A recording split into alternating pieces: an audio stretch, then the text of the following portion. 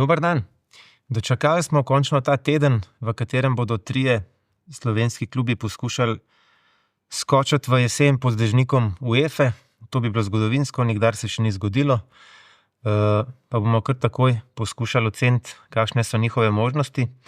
Gre za Olimpijo, Celje in Maribor. Olimpija je z Rečani igrala 1-1 v gosteh.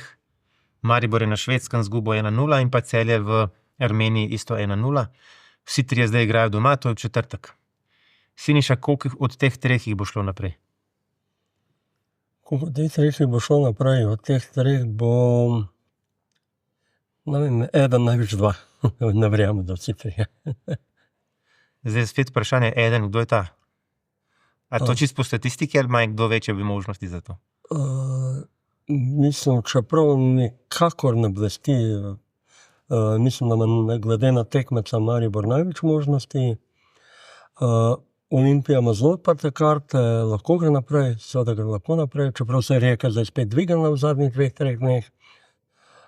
Celje mi je pa ena velika uganka in ne vem, nekako imam tudi spominu tisto neposrečeno celjsko poletje, takrat, ko je mogoče bilo še bolj ambiciozno kot zdaj, čeprav je takrat izgubilo nekaj igralcev iz tiste šampionske zasedbe, ampak po vsem tem, kar vidim, je Celje trenutno na zelo padajoči črti. Siniša pravi 1,5. Gorazd, replika? Nimam. Ne vem, kdo bi v teh bil najbližje na predvanju. Olimpija ima en problem, igra ligaški fuzbal za šampionski naslov, ampak ti nič ne pomaga v enih tekmah.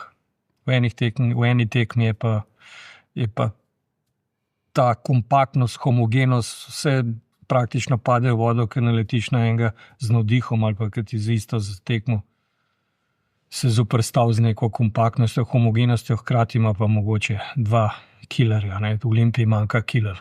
To se je videli tudi v Mariboru, kjer je tudi videli razlika v trenutni pripravljenosti in trenutnem stanju in je Olimpija res lepo gleda, samo brez killerja ti ne pomaga. Lahko 11 tekem igraš brez zmage ali pa 11 tekem zmagaš, ključno pa ne gre.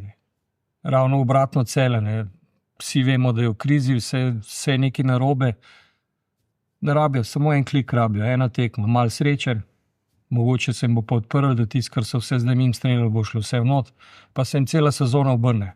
In enostavno rato je kar naenkrat morda prvi favoriti prvenstva. Ali pa do konca. Maribor je pa prav tako neprebrana ali pa prebrana knjiga, če daš Josipa zraven ali pa Josipa vzameš. Ne veš, igrajo pa na meji. To prav vidiš, kako se matrajo. Vice, da dajo vsako tekmo 120% od sebe. Šimunđa je na vsako tekmo verjetno bolj zmatran kot igralci. In to se vidi, to energije gre neizmerno veliko. Kako do kam, koliko časa bo to trajalo. Evropa bo ali sprostila ali pa še kje zategnila bo. Ja, jaz upam, da bo nekomu uspelo, ker če ne bo nikomor, bo kar naenkrat ta poletna pravljica slabo končana, ker mislim, da po nekih številkah, oziroma mislim, da so naši klubi celo v Evropi odigrali največje število tekem letos. Mislim letos, v novi sezoni kvalifikacij. To pomeni, da smo bili uspešni. Ne rabimo niti pogledati, v katerem kolu so. Največ tekem so odigrali. To, ki jih doslej še niso. Ampak seveda zdaj mora dati piko na i.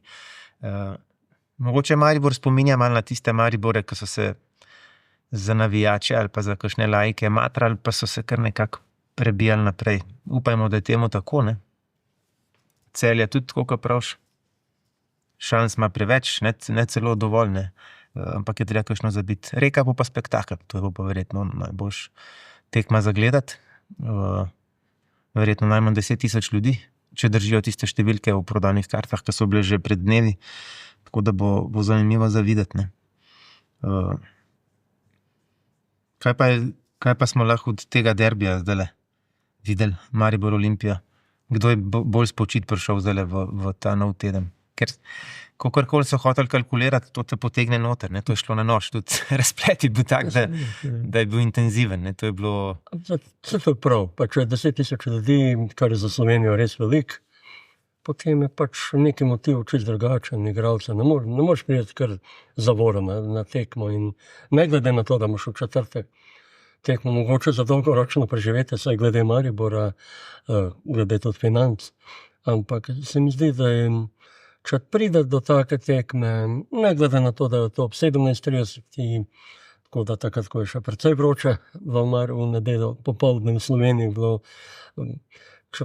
to je ena velika, res velika tradicija, en velik naboj, oboji si želijo zmagati in prideš v tisto kuliso in je vse drugače in takrat v tistih ur in pol, oziroma ta teh materialov še precej več, pozabiš na minuli četrtek, na naslednji četrtek, na morebitno evropsko jesen in meni se zdi prav, da je taka energija vseh akterjev na igrišču.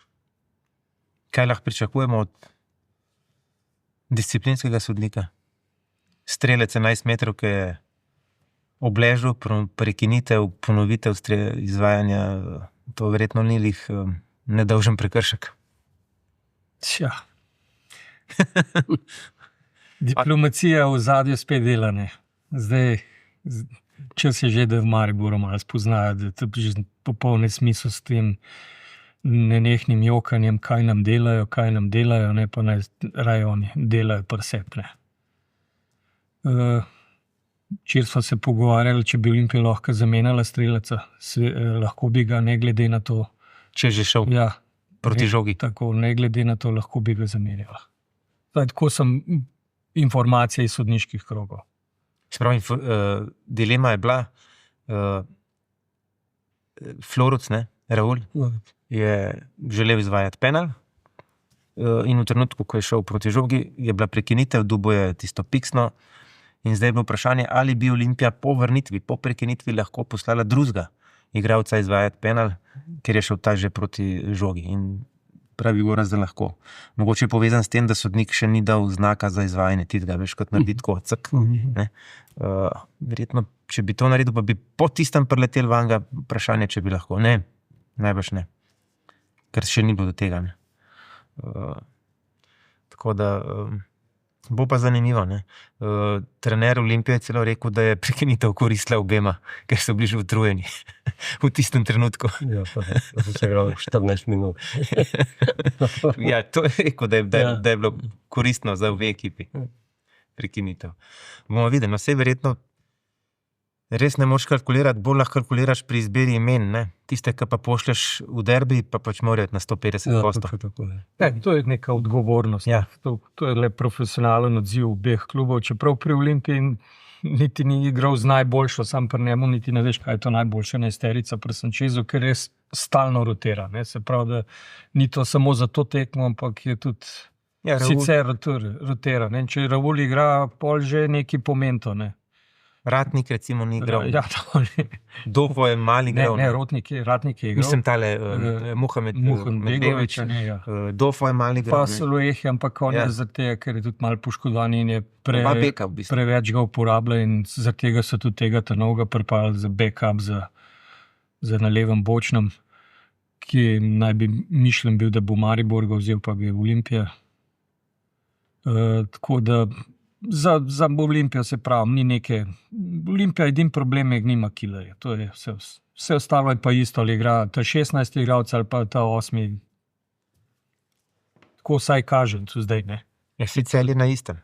Šanse ima, pa ne da gola. Ja, to je res, ne. To je res. Verjetno jih ima še več. Ja. Ko gledamo, jih ima še več. Vsemu v narekovaju prvega strelca lige, ne. Pa še kakšen bi verjetno na teh njihovih napadalcev v kakšni drugi ekipi bil tudi dober strelc, ne. Samo v Celju niso, trenutno. Ja. Če takole pogledamo lestvico, na prvem mestu Šiškari, kaj je to zdaj? Bravo, prvi. In to še po vrhu so še štartali v Evropi letos prvič. Pa že 2 tekmi imajo za sabo in proti Mariboru in proti Celju. Jaz mislim, da celo ta Evropa, da jim je koristila za prilagoditev svoje igre na neko višjo raven. In so dobili takoj občutek, kje morajo biti. Ne. Pri njih se je to izkazalo kot plus, po moje. Ne, da bi bili zmatrani, ampak so celo dobili stik, kakorkoli obračaš, evropska tekma, pa oni so bili smešni neki, ne, tako že po videzu, teli Otočani. Valižani. Ja, ampak ti da nek nivo, če ne drugega priprave, pa psihologije, ne, da greš, ker pač je evropska tekma. Dvignali jih je, Tako. predvsem kakšen razplet je bil. Ne. V 8 minuti povratne tekme so bili še žal, pa so pa in pol se gre. Ne. Pa tudi sej, tako kot pravijo, ne, ti ekipe, ki so se malo menjale, so zdaj gor. Ne. In Bravo se ni menil, Olimpija se ni menjala, Mura tudi niti prav veliko ne. Koper je nekaj naredil, Koper je zgubil v principu, večina je pa vendarle zadržana, zadržal kader. Tako da pač nekako je, ne, ta homogenost zmaguje. Koper, če pogledaš 6 tekem, 2 prejeta gola, to je okej. Je, mogoče še kakšne prave tekme manjkajo, ampak je Dice Roka Bogatinova, ki je zelo pedanten trener, natančen, precizen, vse preštudira, tudi približno ve, da ko tekmuješ, ni prostor za šov, ima rad red v igri in to se pozna. Kaj bomo z Domžalom naredili? So že med kandidati za izpad ali ne še? 6 tekem, 1 točka, 2 gola na tekmo fašejo v povprečju. Kandidati, ja, dokler bo Nafta, so vsem sam drugi kandidati, je Nafta še zmeraj prvi kandidat. Je pa, pač so njihove interne zgodbe, to mislim, da niti ni toliko, če popravic povem, za javnost. Ker denarja jim verjetno saj letos ne more manjkati, so kar nekaj prodali, ne, v karkoli obračamo. Pa škoda je za Domžale, ker ne glede, da ni tako tradicionalno nogometno okolje, ne vem, kot Mura, Maribor, nekoč Koper, se je naredilo eno ime v slovenskem nogometnem prostoru v zadnjih, recimo, 15 letih, produciral precej igralcev, odigral nekaj odmevnih evropskih tekem, če ni šlo na majhnem stadionu v Kamniški Bistrici, pa so se selili v Stožice. In tudi klub je bil po svojih zmožnostih prepoznaven, navzven, lepo organiziran. Tako da, ne vem, to so pa čudne stvari, se dogajajo zadnji 2 sezoni, 3 pri njih in škoda, da so tudi kakšni interesi posameznikov šli nad interes kluba, ki pa mora biti vedno na prvem mestu. Ja, takrat je bilo lokalno okolje dosti obrtniško naklonjeno. Ja, drži. Maribor je bil v krizi, Olimpija celo pod vodo, je niti ni bilo in so izkoristili, tako kot bi lahko Interblok, pa ni, pol kasneje. Ampak je to. Za Bravo, ko se pa prej vprašal, bi me pa zdaj zanimivo videti, kako bodo igrali naprej v Stožicah. Zdaj so, recimo, včeraj so zmagali, ampak njihova specifika je bilo to malo ozko igrišče ob železniški progi v Šiški. Zdaj so pač tam prenavljali, zdaj so se preselili v Stožice, ki so veliko sodobnejše, veliko bolj evropski objekt v primerjavi s tistim. Ja, bodo pa bolj kot ne prazne te velike tribune, ki niti na olimpijnih tekmah v domačem prvenstvu niso polne, kaj šele na pri enem klubu, ki sicer simpatično deluje, ima pa zelo majhno bazo privržencev. Ja, vse, kar je manj kot 1000 gledalcev v Stožicah, je težko gledati, ne? Ampak dobro. Dobro, zdaj, Gorazd, nekaj hotel dodati? Ne. Dobro, da ne bomo predolgi, ker je več vprašanj kot odgovorov pred četrtkom. Po četrtku bomo pa najpametnejši na svetu. Pa vse najde, da vse 3 skupaj izzovem, bomo šli kar v smeri urnega kazalca. Kdo si upa napovedati imena, ki bo šlo v četrtek naprej, smo imeli te stave, pa internet, merjene moči. Ajde, Gorazd. Olimpija, Celje, Maribor. Upam si napovedati vse, sam tako po enem občutku bi kar Celje dal. Samo Celje naprej. Samo Celje. Siniša? Jaz bi v tem primeru dal samo Maribor naprej. Jaz bom pa rekel, da vsi 3. Super. Nek imam tako občutek, da Celje iz tekme v tekmo preseneča in tako, ko je zdaj doma zgubil in presenetil, bo tudi v četrtek. Tudi naklonjen sem tem Mariboru s to igro domnevno neatraktivno. Meni je to všeč, da se šlepaš, ampak hkrati si pa skozi čvrst. Olimpija ima pa verjetno najtežje. Maribor v principu ni tako neatraktiven, celo je atraktiven, sam takrat, ko ima Joje v žogo v nogah, to je problem.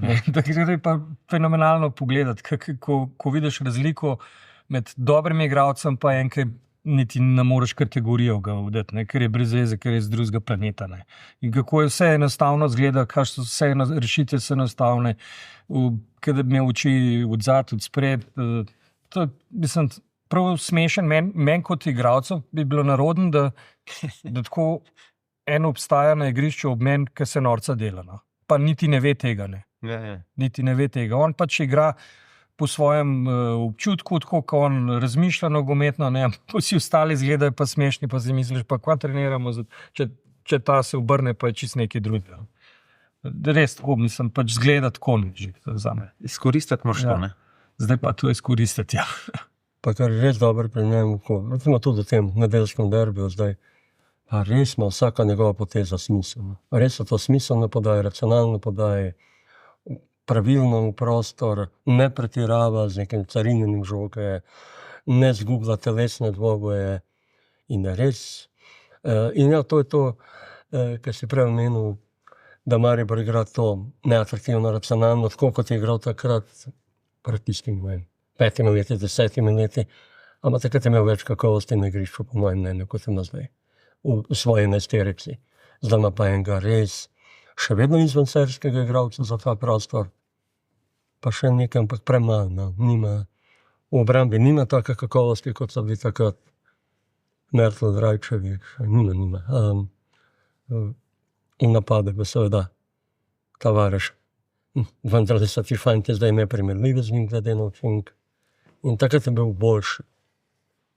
Igrajo pa tudi na krivih te svoje tradicije, kluba, ki želi še naprej ohranjati to ogromno jedro, bazo privržencev v severovzhodni Sloveniji. In tudi tam je res tekma za slovenske razmere lep dogodek, seveda z izjemo teh incidentov, ki bi pa res enkrat jim moral narediti križ.